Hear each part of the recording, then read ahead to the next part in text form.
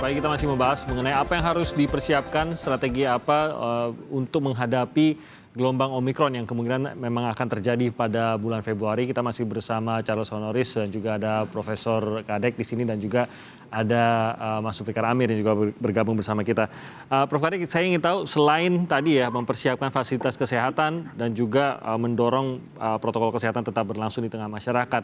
Kita sekarang punya pilihan vaksin booster yang akan dimulai pada hari ini. Dampaknya berpengaruhkah juga ini atau lebih kepada pribadi agar lebih sehatkah? Atau secara kolektif juga ini akan berpengaruh terhadap penyebaran Omikron?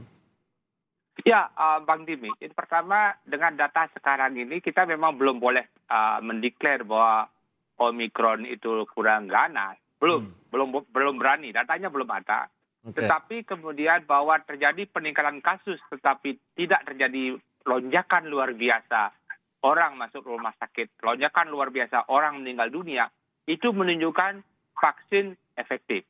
Itu Oke. dulu. Poinnya vaksin ini efektif. Jadi untuk menekan resiko masuk rumah sakit, resiko kematian, tetapi tidak menekan resiko transmisi komunitas. Itu poinnya. Nah, yang dari sana, dari data ini, mestinya adalah target vaksinasi yang tadinya 70% penduduk, ini yang mesti direvisi. Jadi data per hari ini menunjukkan vaksin efektif, tetapi tidak mencegah transmisi komunitas. Karena itu target vaksinasinya adalah mestinya semakin tinggi, semakin baik. Semakin banyak, semakin baik. Ini daripada kemudian, bagi saya personal, daripada sekarang menyediakan vaksin yang ketiga untuk Bung Charles, untuk saya, untuk Bang Zulfikar, atau Bang Timi, sementara 50% penduduk belum mempunyai akses, entah bagaimana terjadi, itu kurang strategis. Ada 50% penduduk yang is at risk, berisiko tinggi kena COVID berat. Nah karena itu, saya kira strategi yang penting adalah yang lebih prioritas mestinya adalah target vaksinasi 2 kali untuk semakin banyak penduduk.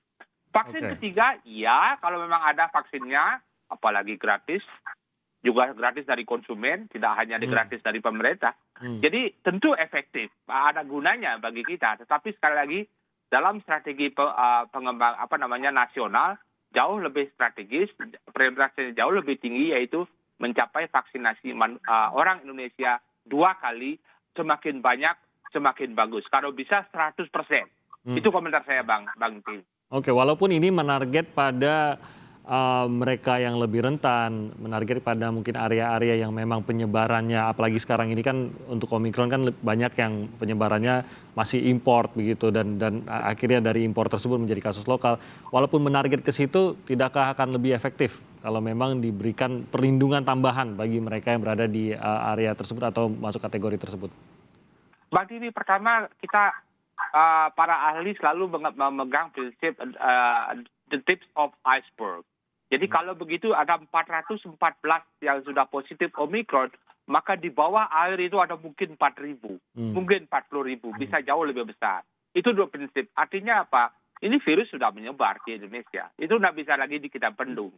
Ya, jadi sekali lagi, sekali lagi ada 50% penduduk Indonesia yang at risk, berisiko masuk rumah sakit dengan gejala berat. Sementara sekarang ada 50% yang lain yang sudah divaksin 2 kali, kemudian dibuat lebih protektif, lebih siap. Ya ini pilihan, tentu saja ini pilihan. Dan saya sebagai dalam ilmu virologi yang saya tekuni, dengan vaksinasi 2 kali, Mas, dengan vaksinasi 2 kali, tubuh kita itu sudah mengenal Omikron dengan baik, Delta dengan baik. Kalaupun sekarang saya ambil antibodi dalam tubuh saya 0, tetapi begitu saya terpapar virus COVID-19, maka tubuh saya akan jauh lebih cepat membentuk antibodi dan kemudian kita kebal daripada si virus COVID-19 membuat gejala klinis. Itu konotasinya.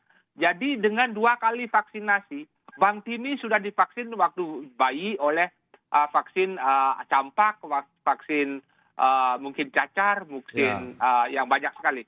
Apakah Bang Timi setelah itu di booster lagi? Tidak. Kenapa? Kemudian sehat walafiat, insya Allah, dan juga kita syukuri sampai sekarang Bang Timi itu sel memori yang bekerja.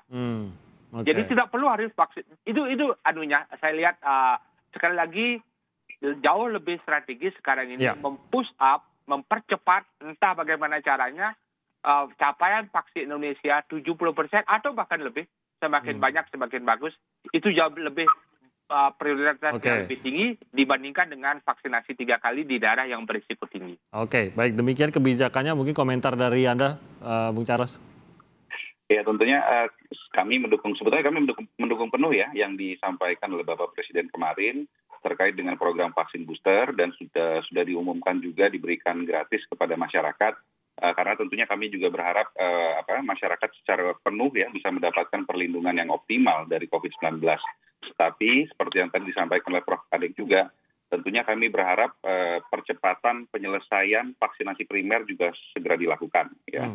Per hari ini baru 50, kalau saya tidak salah ya 53 atau 54% dari rakyat Indonesia yang sudah mendapatkan vaksin 2 kali secara penuh, vaksin primer. Ya.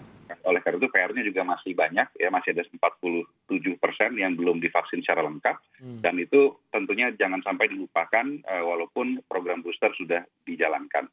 Ya intinya apapun caranya vaksinasi harus segera diselesaikan karena sekali lagi walaupun vaksinasi tidak bisa menghentikan penularan, tetapi vaksin itu terbukti bisa menghindari kita dari sakit keras dan kematian.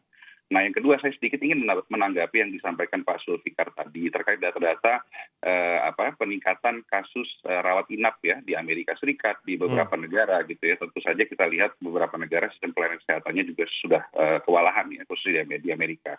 Namun kembali lagi ini terkait dengan apa yang tadi saya sampaikan di awal, ini terkait juga dengan jumlah orang yang menjadi terinfeksi ya. Angka tertinggi di Amerika Serikat ketika Delta itu kalau saya tidak salah sekitar 400 ribuan per hari. Nah hari ini tadi pagi saya nonton di televisi internasional itu 1,35 juta yang terdiagnosa positif. Nah per hari, angka ini pun per hari kemarin. Angka ini pun diestimasi di bawah dari angka real di lapangan karena keterbatasan vaksin dan seterusnya. Jadi di Amerika Serikat mungkin angka realnya bisa saja 2 juta, bisa saja sedikit 3 juta. Artinya memang penularan ini tidak bisa terbendung. Dan oleh karena itu saya mendesak pemerintah agar nantinya ketika mengambil kebijakan terkait dengan pembatasan mobilitas, terkait dengan PPKM dan seterusnya, parameter utama bukan lagi terkait dengan penularan tetapi dengan bor yang ada di rumah sakit. Ya, karena ketika patokannya adalah penularan maka ini bisa kelabakan semuanya nih. Yang sebetulnya tidak perlu dilakukan pembatasan, belum perlu dilakukan pembatasan, dilakukan pembatasan ya, tetapi virusnya tidak akan bisa terbendung anyway gitu ya. Tetapi ketika memang nanti diperlukan ya malah jadi berantakan gitu. Jadi sekali lagi parameternya nantinya bukan lagi penularan tetapi bor dan kematian. Ya. Ini menarik ya. Ya, sekali lagi kalaupun ini tidak bisa terbendung, tetapi tentunya pemerintah bisa melakukan berbagai intervensi untuk memperlambat penularan. Ya, jadi kalau nantinya misalkan bornya sudah tinggi, bornya mencapai 40% misalnya atau 50%, maka pemerintah melakukan intervensi untuk memperlambat penularan sehingga pelayanan kesehatan tidak kewalahan gitu. Tetapi secara umum memang kalau kita mengacu mempelajari apa yang terjadi di negara-negara lain, ini nggak akan bisa terbendung. Kita tidak akan bisa menghentikan penularan, tetapi kita bisa memperlambat penularan. Oke, itu yang saya katakan tadi menarik karena biasanya kita selalu melihat berapa sih penularan hari ini, berapa banyak bertambah dan lain-lain. Justru tadi Prof. Kadek juga mengatakan penularan ini jangan-jangan Omikron ini bisa memberi sinyal yang salah kalau kita melihat dari sisi penularannya. Dan salah satu indikatornya tadi Bung Charles mengatakan justru bornya. Nah, Zulfikar, apakah ini bisa menjadi solusi bahwa berapapun penularannya, kalau memang bornya ini sudah tidak terkendali atau sudah mulai melebihi limit, walaupun penularannya sedikit pun, gitu, ini sudah harus ada pembatasan yang diterapkan oleh pemerintah. Ya itu menarik menurut saya apa yang dikatakan Pak Charles ya, bahwa memang kita harus merujuk pada angka bor, bukan sekedar angka infeksi. Coba perlu kita catat bahwa hospital bed ratio di Indonesia itu adalah salah satu yang paling rendah di Asia. Kalau di Asia Tenggara itu Indonesia paling rendah. Di antara untuk 1.000 penduduk Indonesia, ketersediaan rumah sakit itu cuma 1,7. Bandingkan dengan Singapura misalnya 12, atau misalnya bahkan Malaysia 2,7, Indonesia itu paling rendah. Jadi BOR ini memang perlu kita perhatikan, tetapi juga kita harus menerima fakta bahwa kapasitas rumah sakit kita itu jauh di bawah rata-rata negara-negara Asia Tenggara. Artinya kita harus jauh lebih waspada. Nah, terkait dengan vaksin tadi, mungkin sedikit komentar.